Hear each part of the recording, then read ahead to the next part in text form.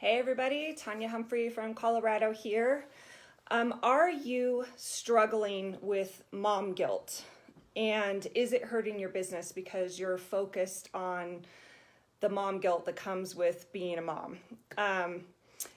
If you are, and if you're struggling with this, then stick around because on today's Daily Dose of Awesome, I'm actually going to cover 7 different ways to lessen the mom guilt so that you can crush your business.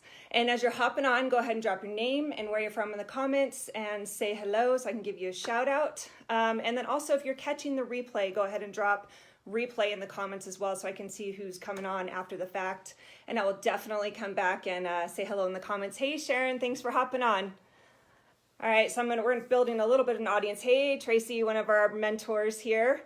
And if you're new to this community or if you don't know me, my name is Tanya Humphrey. I'm one of the mentors here in the EMP, Elite Marketing Pro Fast Track community. Hey guys, how you doing? Hey Alejandro. Hey Jane, thanks for coming in from New York. Nice. Colorado, that's right, Sharon. We're both from Colorado. Hey Chuck, good to see you guys. So today we are going to talk about mom guilt. Now that doesn't necessarily mean that if you're a guy that this won't be relevant to you because I know some dads deal with this as well. And if you are married to a woman, you may want to know some of the stuff she's going through. Hey Rebecca, thanks for hopping on. Hey Adrienne, nice from Texas. Probably some nice weather there, I'm guessing. So today we're going to talk about mom guilt. And if you don't know what mom guilt is, it's basically this concept that once you become a mom, your whole world has to revolve around your kids and you're not allowed to be anything else. And if you aren't that person, then you feel guilty. So first thing I'm going to do is call BS on this concept. Not BS on the feelings, you guys. I know the feelings are real. Keeping it real, I have dealt with mom guilt myself over the years, but so the feelings are real, but the concept that we can only be one thing at a time just because we become a mom, that's what I'm calling BS on. Just absolutely is not true. And so I'd like to know how many of you have dealt with mom guilt. And if you have, drop the word yes in the comments, and then I want to know the ages of your kids. So I want to make sure this is relevant content for the people I'm talking to. So if you've ever dealt with it in the past, or if you're currently dealing with it, drop the word yes in the comments, and then the ages of your kids. Let me know, who's out there and if this is going to resonate with you guys.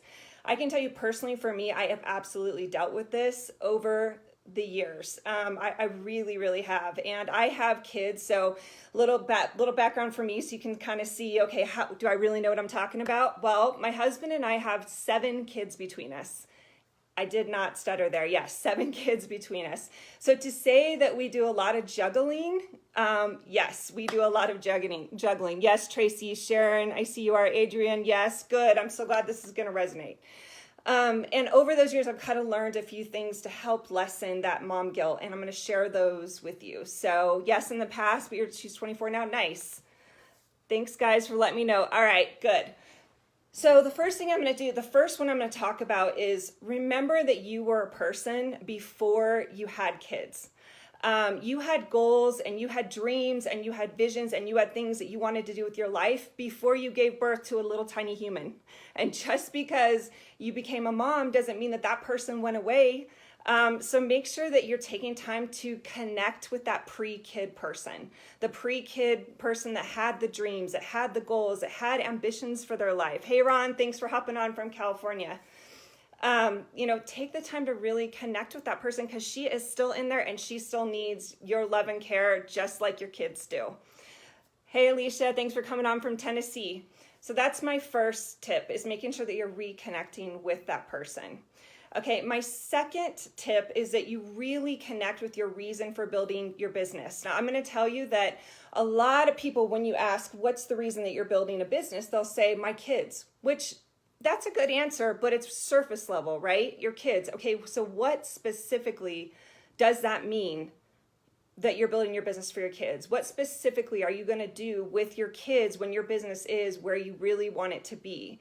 What things are you going to be able to do for them? What things are you going to be able to do with them? Are there things you're missing today because you have to work a full-time job that you won't miss in the future? Take some time to really dig deep and connect with your reason. If your reason is kids, Connect with all the things that your future is going to hold when your business is where you want it to be around your kids. If your reason is time freedom, but it's really connected to your kids and wanting to do more with your kids, make sure you dig into that. Get emotional, get deep, get vulnerable, and really dig into that, because the more you can connect with that reason, the more the days that you're struggling a little bit are going to be a little bit easier, because you're connected to that goal, you're connected to that drive. And in fact, if you're watching right now and you're brave enough, I would love for you to drop one thing that you're going to be able to do with your family when your business is where you want it to be. So one thing that maybe you aren't doing today that you're going to be able to do when your business is where you want it to be. Just one. Let's see who can get vulnerable with me, a little bit brave. I'm going to watch for him. Okay, so just drop one thing. So that's number 2, is really connecting with your purpose for building the business, especially around your kids, right? And number 3, and this was a big one for me and my family, is sit down. Okay, nice, Steph, going on vacation. Awesome. Where are you going to go on vacation, Steph? Travel, Sharon. All right, where are you going to travel? Tell me where you're going to travel. All right. So this one was a really big one for me and my family. Sitting down, and I understand this sometimes comes when the kids are a little bit older. If you've got little babies, this one's not going to work to sit down and talk with the kids, but it will work to sit down and talk with your spouse. Take your kids. Oh, nice, Rebecca. That's awesome. Oh, I see lots of travel. That's awesome. I know. We love to travel too. But sit down and talk to your spouse and your kids about your business. And when I say about your business, what I mean is, what are your goals? Really let them help you craft what the goals are for the family. So as a family, you guys are crafting these goals together that your business is based on. And then on the flip side, you want to make sure that you also craft the boundaries for your business time. And what I mean by that is, you let the kids know, hey, these are the hours I'm going to be working, or this is the time I'm going to be working to reach the goals that you guys set together, right? And then what if they tell you things like, Mom, listen, I really, really want you to, spend dinners with us. That's a boundary for us. Can we always spend dinner together? You guys set the boundaries as a family around your business, and you set the goals around your business. So you're all working together towards the same thing, and everybody understands what you're driving towards and what it's going to mean to the family. This was huge for us. We sat down as a full family. My husband and all the kids sat down and said, all right, Mommy's going to start putting in some pretty crazy hours here. Here's the reason we're doing that, and let's build this together. So that's one. Let's see. Travel to the Caribbean without financial worry or consequences. Kay, I love that. There's so much travel. I love it. Love it. So yeah, sitting down and really talking with your family and letting them build the goals and the boundaries together is a huge way to kind of involve everybody and have everybody on the same page. So that's one of the things that I would recommend. That's number 3. Number 4 is take the time to assess where your personal guilt is really coming from, because sometimes we're putting that on ourselves, and the kids aren't even feeling what it is that you're feeling, right? The guilt is coming from you, or maybe it's coming from outside influences, social media. I'm not sure, the push to be the perfect mom. So really take some time to assess hey, Brady, thanks for joining. Where is that guilt coming from?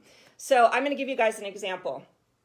My son, who's 15 now, last year I was missing a lacrosse game because I was going out of town to a workshop to better build my business, right? To gain some skills to better build my business.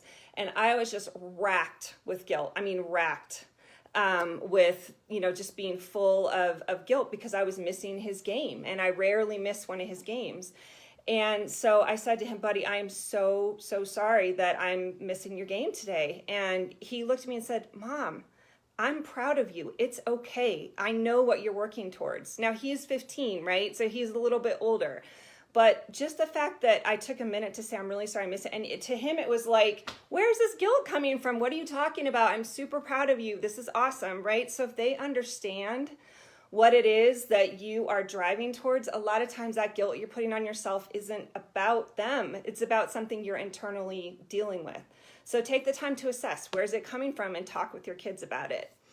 And then my 5th tip for you is consider outsourcing stuff. And when I say outsourcing, I mean possibly in your business itself, right? Hey, Richard and Joanna, thanks for joining, guys. in your business itself? Are there things in your business that you could outsource that would maybe give you a little more time? Or are there things in your household that you could outsource that would maybe give you a little more time? Like, are you obsessive about the house being perfectly clean? You know, could you outsource that once or twice a month to somebody to come in and clean the house, right? Or do you have piles of laundry that you just can't get to? Could you have someone come in once or twice a month and do laundry? There are things that maybe you could outsource that could give you a little bit more time in your day. So just take time to maybe consider it, right? And it's possible that won't work for you, but take some time to really consider it and take a look into it. And then the sixth point that I have for you guys is set makeup time. And what I mean by that is, let's say that you do miss something, an event, because you have your business, right? And it's super important to you and you're running towards goals.